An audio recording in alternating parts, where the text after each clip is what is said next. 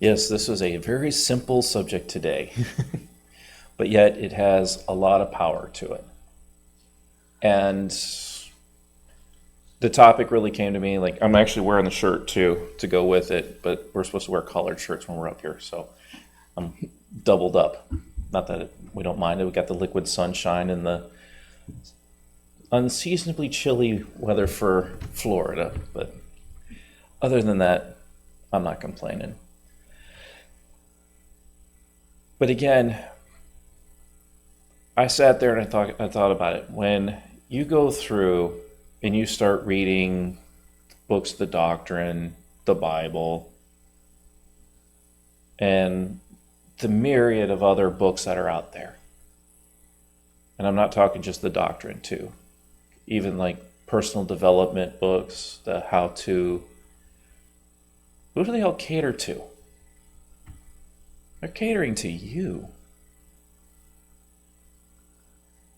And again, it's one of those things where you sit back and you kind of think back on it, and we'll think a little bit about it. Why?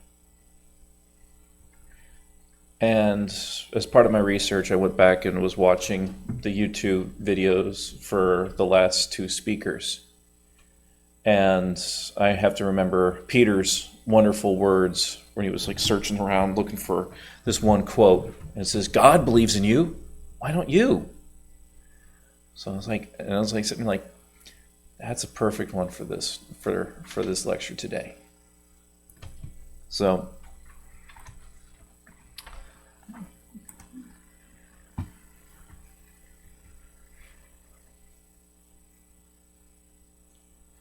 again, I already spoiled the plot line on this one.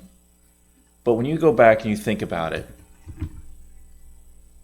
you read the Spirit's book of the 1,019 questions with follow-ups that are written in there. How many of them actually relate to you? A lot. Most of them. There's a few that will set up like the hierarchy of the spirits, God, the supreme intelligence. There's a few that are kind of like set the groundwork, set the base. But then, as I have later on in here, then it talks about you. How are you as a spirit? How are you growing? How are you progressing? How you have multiple lives? How you will always keep growing, keep learning, keep progressing. And that things that you should do, be mindful of. Love, charity, put good faith work, and have the unshakable faith. To bring in a lovely lady from last week. To put that time in, put the effort in. And why? Well, it tells you, you have a destination. You have a place to go. You have a mission from God. That's not something from Blues Brothers. For those of you that remember that movie, it's a little out. It's a little on there on the age. But to quote the movie, you're on a mission from God. And that is to get better. But then again, you go back and you start looking at it.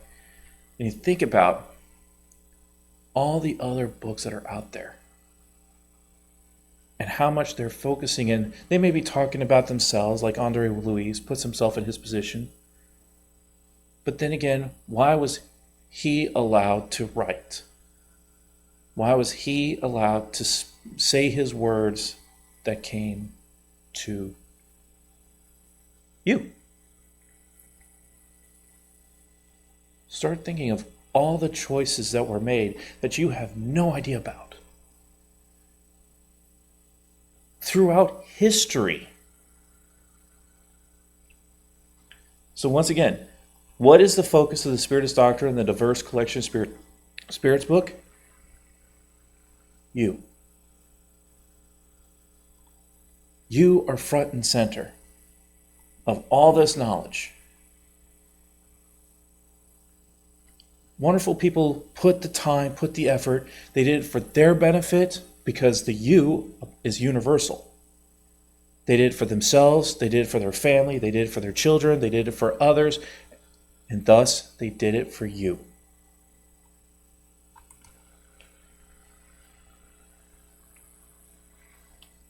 Let's go before the doctrine.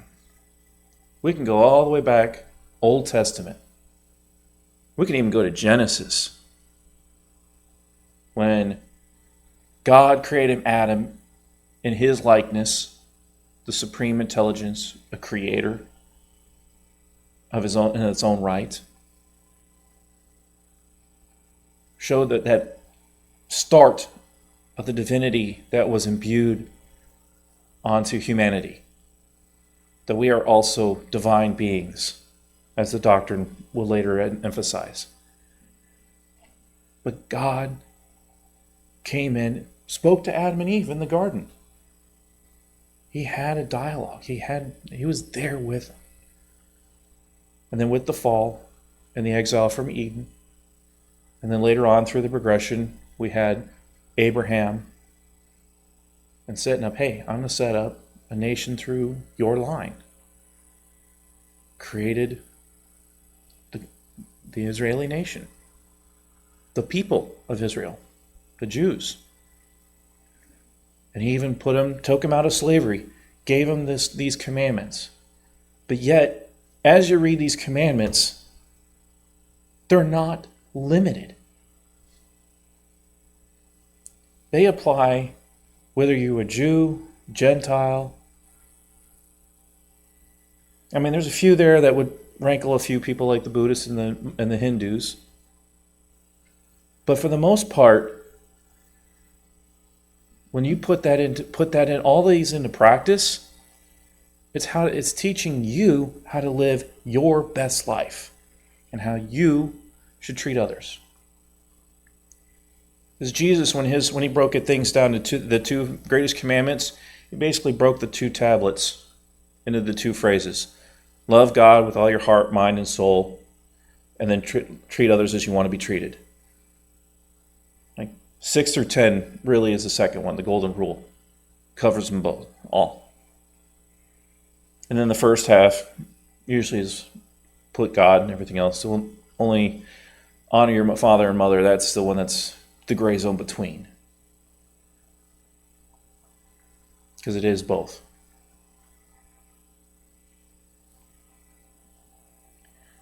But again, this is commandments from God, our Creator, to you. How much can this benefit you? And these are fairly simple. Simple words. As we all know, it's very hard to keep them. But that doesn't stop us from at least saying, hey, we're trying. We would love it if we could all live by these rules.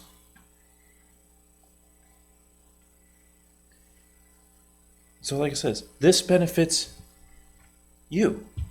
But then again, the you has a grander context.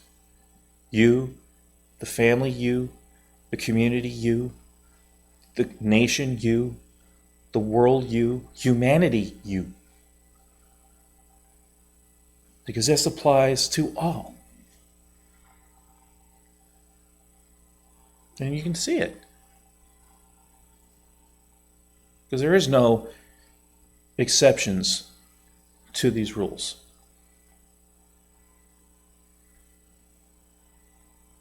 Don't steal unless you're hungry and need a loaf of bread. That's not in there. Because there's other rules in effect. There's other rules and things that are going on to benefit you. If you're in need, if you are in need, there's another you that says, you know what? I am charitable. I will give you food. I will give you shelter. With everything going on in California with the wildfires, we're seeing that charity come out again. We're seeing people come out and help for those that lost everything. Because we have people that had lives, homes, jobs, careers, and all they have left is whatever they were able to get out with. And they were told to evacuate whatever they could stuff in their car or whatever they were able to grab. That's it. That's all they own. Humbling experience. But yet, we also know that this is a grand opportunity.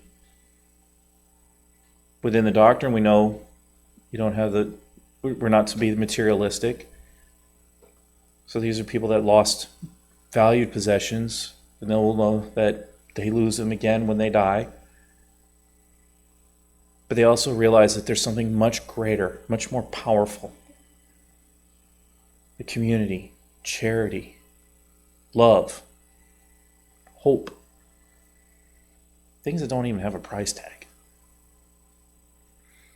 Those are precious gifts. As we say, and then we have the saying here within the doctrine, give freely what was freely given. So we're up here helping out. And I'm giving a chance for you to sit there and say, like, when I read the words of the doctrine here and with the other centers I interact with,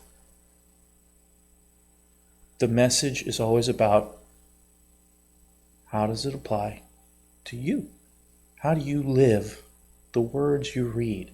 How do you live the doctrine, live the Bible? How do you live the lifestyle of that which you've chosen to read, study, understand? And I'll even leave it open enough that it says, like, whatever you read, understand. Try to live your life by that code. Whether it's the doctrine or something else, live what you study. Because whatever you're studying, whatever you're bringing into yourself, you need to bring out. But again, it's who's the one that's benefiting? You.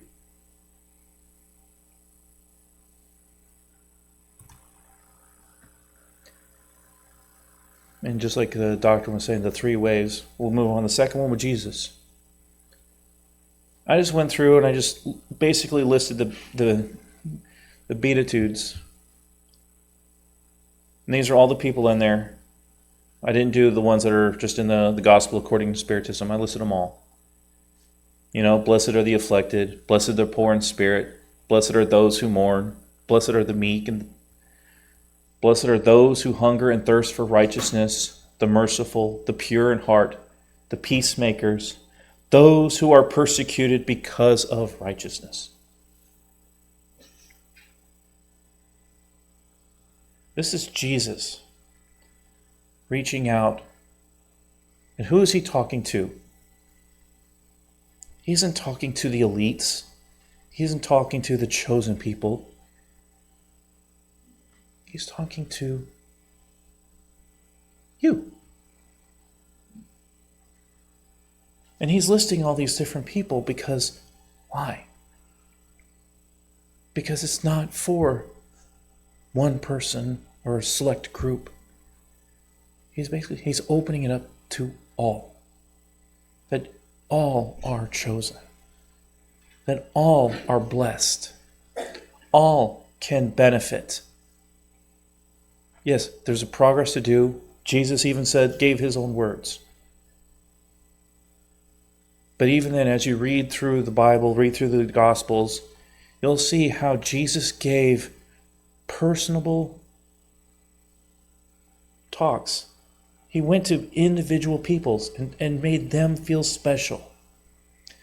The woman that was accused of adultery, that was meant to be stoned. And Jesus went up there and says, he without sin, throw the first stone. None of them did. And at the end of it all, he picked her up and says, I forgive you. Go and sin no more. He had a personal interest in the benefit of a person that was a sinner, that fell down. Jesus, even though knowing that he was going to be betrayed, still blessed all his disciples. Even telling Peter that you're going to deny me 3 times before the crow calls or the rooster calls.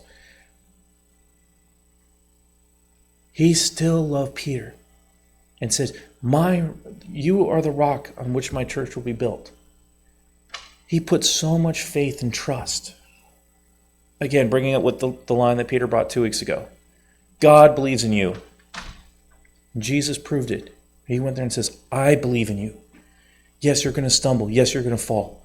But guess what? You will get up and you will do better. You.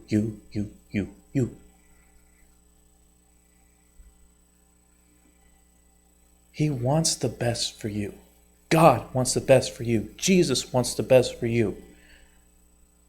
The spirits, the wonderful spirits, the mentors of this house, all the good spirits, your guardian angels, all of them want what's best for you. You yourself want what's best for you.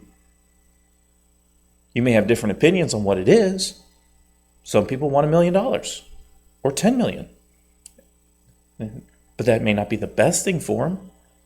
But they're trying to do what they think is best for them. But we're still trying to figure out, and we're going to have our troubles. Like I said, we're allowed to stumble. We're allowed to fall. And just like every time we fall down, we'll scrape our knee. We'll get a little hurt. And then we'll get up. We'll heal. It'll be painful, but we'll heal. And we move on. We're given opportunities to learn and to grow. We have Jesus in here helping us, showing us, doing great things. Going to Thomas and says, "Here, you weren't here the last time, but I'll show you. I'll show you personally because you weren't here, but the other one saw it, and you gave them show the wounds and all the other things to alleviate the doubt of Thomas. But again, he didn't need to. He shouldn't have. If he had the unshakable faith, he wouldn't have needed it. But Jesus gave him the personal attention. If he's giving a personal attention to a disciple, an adulterous woman, and how many others in his ministry, the blind next to the pool, the lepers, all of them, he helped so many. And he gave them the personal touch. Again, he loved you. And God also loves you. John 3:16. But it doesn't stop with those two. We have so many more. I brought up the moral laws from the Spirit's book. All the chapter headings, real simple. Because there are rules, ways to sit there and say how to make your life better or to use these moral laws to your benefit. Even some of the stranger ones like destruction. But then again, we have to destroy something to make it better. All the destruction in LA that happened, we know that they'll be built, the homes will be rebuilt. They'll be hopefully rebuilt better, newer. That doesn't have the problems that were found out after it was built. But finding out there that's like, hey, you can have your labor. You can have freedom. You can have all these wonderful things. Put your effort in. Put some time in. And it'll benefit you.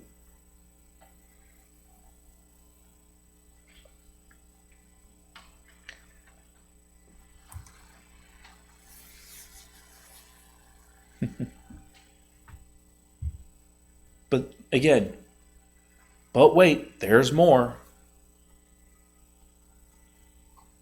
These are probably the most well-known of the Spirit authors.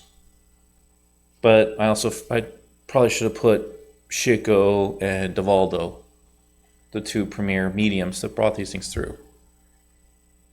Because they invested time, energy,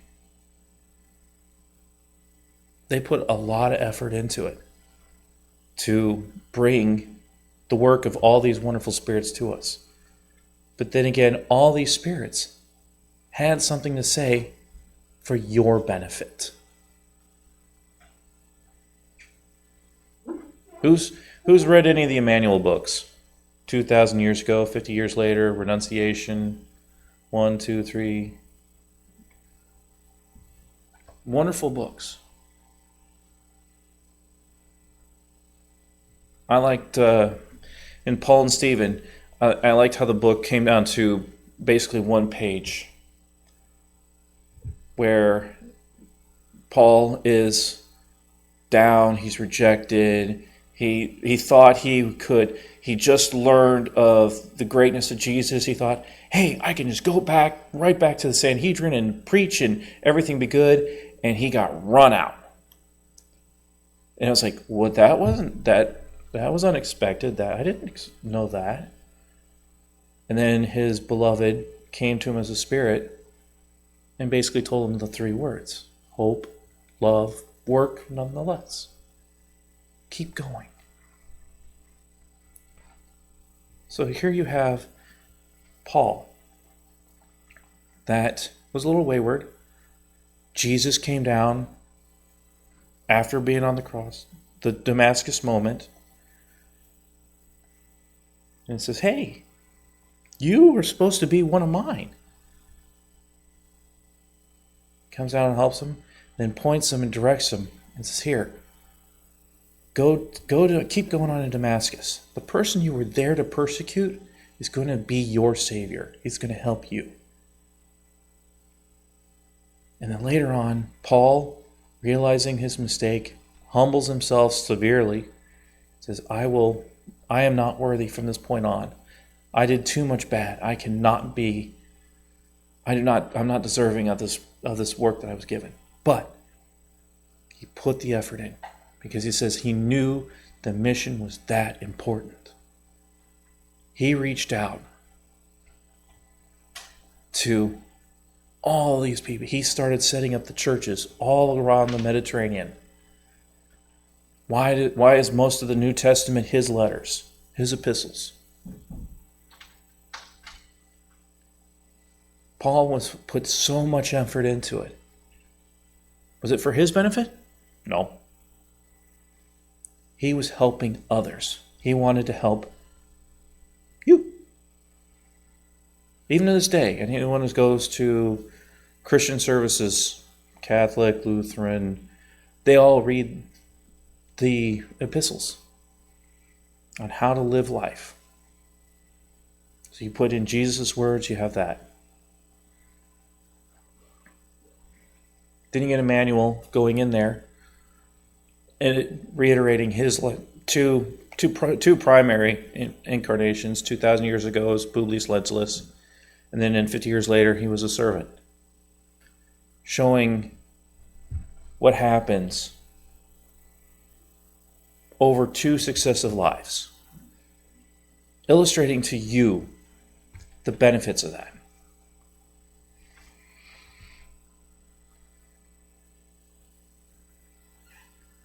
Why? Why was that important? It gives validity to the doctrine, of course. But it shows what one spirit went through for his consequences. The consequences of his pride, and everything he paid as a result. Blaming his beloved wife of leaving him and having another person in their life. Not realizing that other person was Jesus, because she became a Christian and was blessed with all of that. And that love transcended, even though he, Emmanuel, then as Publius Lentulus, did not understand and was not ready for it. And it hurt him deeply. But yet he recovered in time, so that by the end of his life he started to accept the message. He started to change. And he's showing you his progress. And then to make things better is then he shows you what your progress will be like. Follow the rules and everything else. Do the progress. Do the work. So that when he moved into the second life, was things better for him? Not so much. He was a servant. He wasn't a senator. So he went from riches to rags, literally. But yet, he was happier. He was more content. He was joyful. He was a mentor. And he kept that up. Now, when you go into, I think it's renunciation, for those that read the Portuguese version of the book, Emmanuel's identified as Father Damiano. But for those who read the English version, it's never identified. So we have to take your word for it. Because I sat there and I read through that book, and I was like, who is he? Who is he? Who is he? Couldn't find out. But then again, that was not what was important. Because there, he was sitting there saying the experience of meeting someone that was superior to him. Meeting the spirit of Alcyone that came back to help someone she loved that couldn't step up, that couldn't elevate. She loved someone that she came from a more evolved world to Earth, pre-Kardec, deep in the time of the Spanish Inquisition. And because of the amount of love and everything else she had, she was this beacon of light that radiated out love, compassion, a divine truth that no one around her was ready for, even Emmanuel. As much as we treasure him today, he was stunned at the level of this young lady and everything she sacrificed in that life that she did not have to do. She put the effort in for one person, but yet it helped hundreds. Andre Luis, you see him through his life. Seeing him through his life as a spirit, not so much as a person. Manuel was as a person, as a physical being. Andre Luis was out of it as a spirit, reinforcing the things we learned. Everything I brought up to this point, from the Old Testament, New Testament, to the Spiritist doctrine, you see it all at work. You see it all interplay and how it works and how it benefits you. Same with Manuel Miranda. I mean, like it says, I'm still particularly touched by his works. Like it says, the first book, Planetary Transition, starts with the tsunami. One of my co-workers was in that tsunami, and that he disincarnated in that. So that one hits a little home. But then reading about it, I know the activities of all the spirits that benefited, that came from, no matter their religion, their moral background and everything else, that they were elevated enough, and they said it's like there was a place that needed help. The spirits the world over came and descended and helped those souls that were suddenly disincarnated, that suddenly perished in that tsunami. They all came to their rescue, came to their aid. Didn't matter who they were, what they were like. They came to rescue the others. I have to eat some crow on this one with Joanna. I've been giving her a little bit of a hard time in some of my lectures because she forces me to elevate my thinking, my language. It's rare for me to bring out the dictionary, but with her, it's got to be open the whole time because she wants you to step up. And as I watched the DeValdo movie that was out on YouTube, that's only available till the 31st, and I very encourage you to watch that. You see how she loves DeValdo, and then when she puts the work out here, you can see that she actually loves all of us, again, you, and she wants the best for you. And that's why I says I have to eat my crow. She wants the best for us. So she's wanting us to step up. Do better. I know you can do it. How many times we heard that from our parents? Like they encourage us. We know you can do it. You can do it. Your coaches or everything else. Here's a spirit coming down. Not only a mentor to DeValdo, but writing words that inspire, to bring all of us to step up. And like it says, after watching that movie, I sat there and I had to rethink it. And I had to put that in motion. It's like, she truly does love. Maybe not the way we're used to. It's not the hug and the pat on the back and everything else. But she does love. And she's sharing it. She's showing it. Not for her benefit. Yours.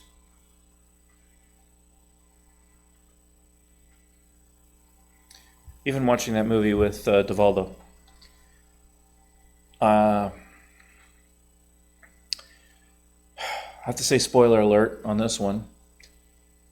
As you watch that movie, you see that he has a obsessing spirit.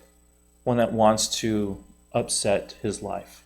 Stop him from doing what he wants to do. It shows that they were having a 400-year feud.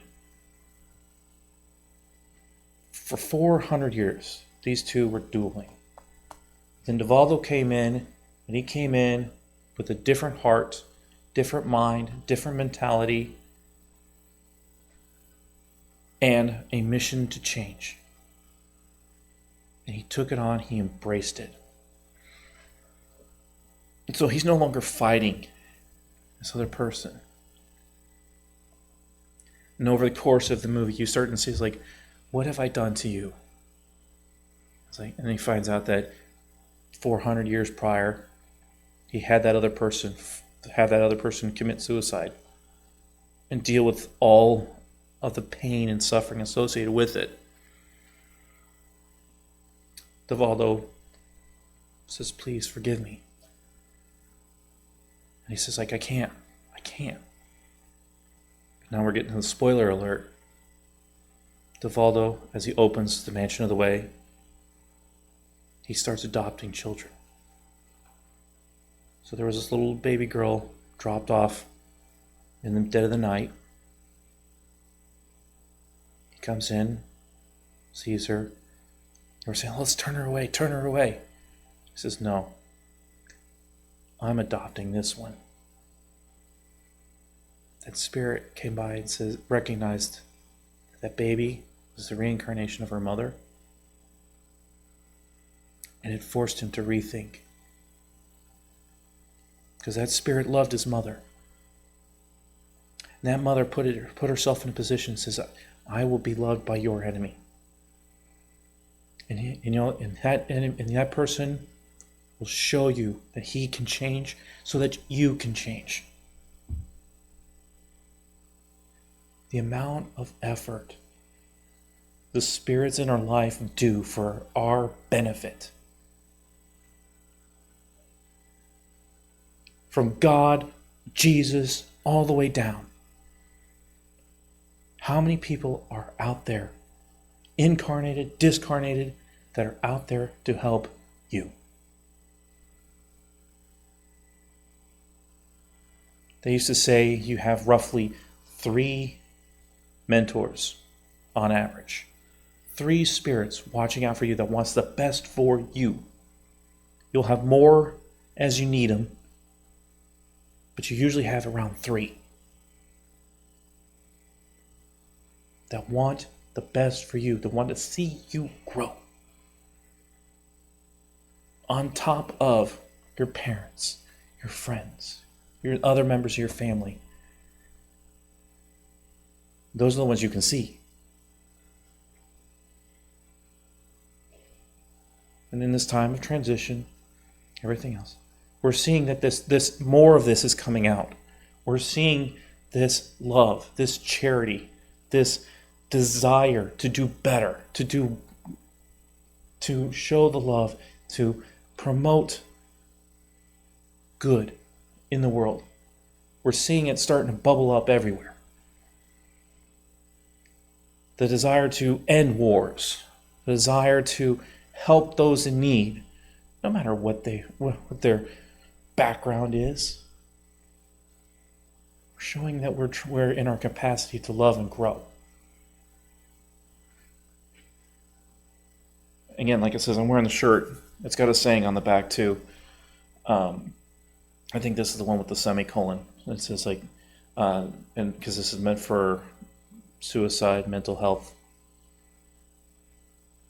And it's but it doesn't need to apply to those in mental distress. You matter regardless. You are loved. You are cherished by everyone. But especially those you can't even see.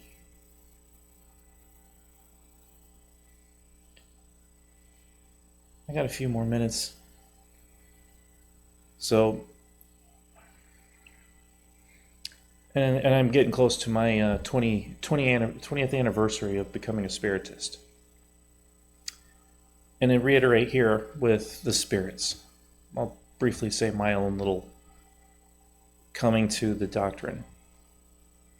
As I mentioned at the very beginning, the weather outside kind of reminded me of Seattle. That's where I was at the time. That's where I was when my friend perished in the tsunami. I was going over deploying for the military. It was my very first deployment. But in the course of this deployment, they found out I had a medical condition. They says, we can't use you. Go home. So after 2 months of getting ready to go overseas, I come back. I go back to Seattle. There's a young woman at my desk. Currently, she's over at the other center, Plenitude.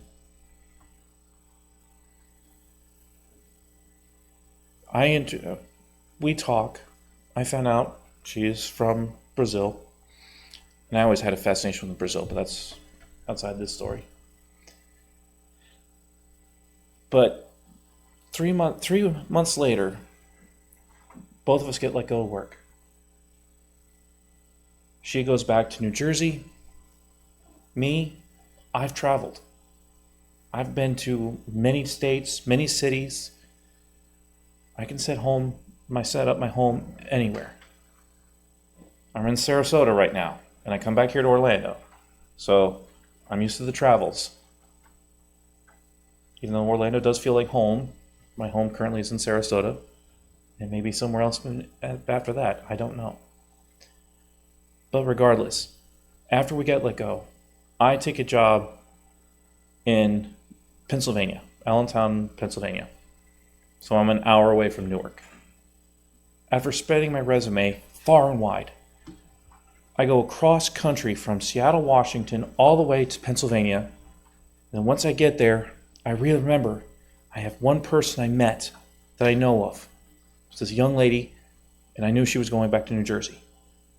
She invites me. We go. It just happened to be Festival, Brazilian Independence Day. So I got introduced to Brazilian culture with the massive street party that Newark has. Having coxinhas, empanadas, samba dancing, Foha, all the other stuff. Enjoyed myself immensely. So we hit off. We started a relationship, and then eventually, March the following year, she introduces me to the center, and we stay together until I can come. I start going to the center by myself. I didn't need her to be my support, my crutch to force me to go. I wanted to go. I desired to go. And then after that point, it's like our relationship fizzled. It died out. So that spirits inspired her to take the job, or inspired bosses to hire this woman, bring her over from New Jersey to Seattle, be my replacement, and all of a sudden have me go back from my deployment in Indiana back to Seattle, like cross country, all over. There's a lot of moving pieces. For what? For me? Yeah. They're doing that for me, just so that I could be up here now, today, 20 years later? What the heck are they doing for you? Can you sit back and think, reflect back? The divine inspiration, the divine spark, the divine help. I'm using divine but it's spiritual, whatever. That little moment that nudged you, that bumped you, that had an impact in your life, that benefited you. Sit and think about it. We're getting close to meditation, so maybe it might be stealing a little thunder for you, or putting some thunder into that one. But as you reflect back and think about it, I hope that these will give the words that goes back all the way back to the first two words on the very first slide. You matter.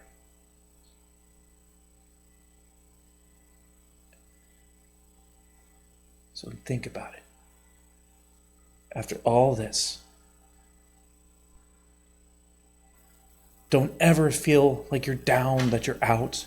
You might be down temporarily, but better believe it, there's a lot of people that are out there that you can't see, that is there cheering you on, willing you to pick up, that is there to benefit you.